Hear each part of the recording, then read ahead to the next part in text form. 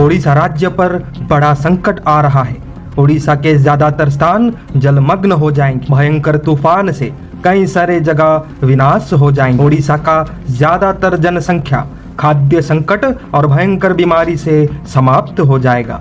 ओडिशा के लोगों को अपने कर्मों का फल प्रभु जगन्नाथ अवश्य देंगे। पूर्ण सृष्टि में परम ब्रह्म जगत के नाथ जगन्नाथ जी ने ओडिशा को चुना है। चारों युगों में प्रभु जगन्नाथ यहीं पर रहते हैं, परंतु केवल कलयुग में प्रकाशित होते हैं। चाहे गुरु नानक देव जी हो, छत्रपति शिवाजी महाराज जी हो, महाराणा प्रताप जी हो, यहाँ तक कि जीसस भी प्रभु जगन्नाथ जी को श्रेष्ठ परम ब्रह्म मानते थे। वो साधु नहीं, वो ऋषि नहीं जिन्होंने प्रभु जगन्नाथ जी का दर्शन नहीं किया हो।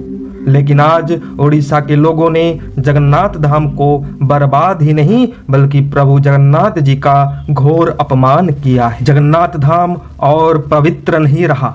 खुलेआम सेक्स रैकेट चलता है, दारू ड्रग्स खुले में बेचा जाता है। जगन्नाथ मंदिर के कुछ सेवक तो खुद को भगवान से ऊपर मानते हैं। ज्यादातर लोग जगन्नाथ धाम भक्ति भावना से नहीं बल्कि पिकनिक यानी मस्ती करने जाते हैं। जगन्नाथ धाम का सबसे पवित्र स्थान महोदधि यानी समुद्र, सी बीच, जहां अनेकों ऋषि मुनि साधु संत तपस्या साधना करके सिद्धि प्राप्त किए हैं।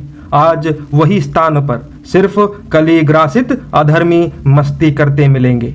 ये गोवा नहीं है, ये भारतवर्ष के 4 धामों में से एक धाम जगन्नाथ धाम है। पुरातन काल में जगन्नाथ जी का महाप्रसाद सभी भक्तों के लिए बिना किसी मूल्य में उपलब्ध किया जाता था, लेकिन आज उसी महाप्रसाद का मूल्य इतना ज्यादा कर दिया गया है कि एक मिडिल क्लास मध्यम वर्गीय परिवार को भी 10 बार सोचना पड़ता है। जब एक गरीब भक्त चाहकर भी प्रभु का महाप्रसाद सेवन नहीं कर पाता अत्याधिक मूल्य की वजह से, उसको तो दुख होता ही है, लेकिन उससे 100 गुना ज्यादा कष्ट प्रभु जगन्नाथ जी को होता है। जगन्नाथ जी के जमीनों को बेचा जा रहा है नियमों के विपरीत। मंदिर को मिल रहे दान को भी नहीं छोड़ा गया।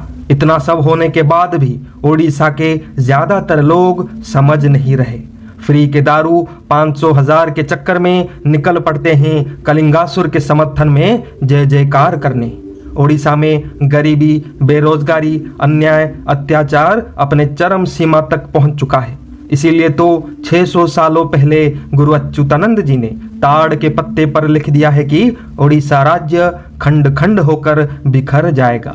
ज्यादातर स्थान समुद्र में समा जाएंगे, बचे कुछ स्थान बाढ़ और तूफान से बर्बाद हो जाएंगे। काल का ऐसा प्रहार होगा ना किसी ने देखा है ना सोचा है। जब पूरा राज्य जलमग्न हो जाएगा, विनाश हो जाएगा, सिर्फ एक स्थान उसी जल में तैरता रहेगा। उसका नाम है संभल नगर यानी संभला, जो कि आज के कटक और जाजपुर के बीच में मौजूद है। कल की अवतार का गढ़। जब पूरी जगन्नाथ धाम में सुनामी आएगी, प्रभु जगन्नाथ यहीं पर आ जाएंगे।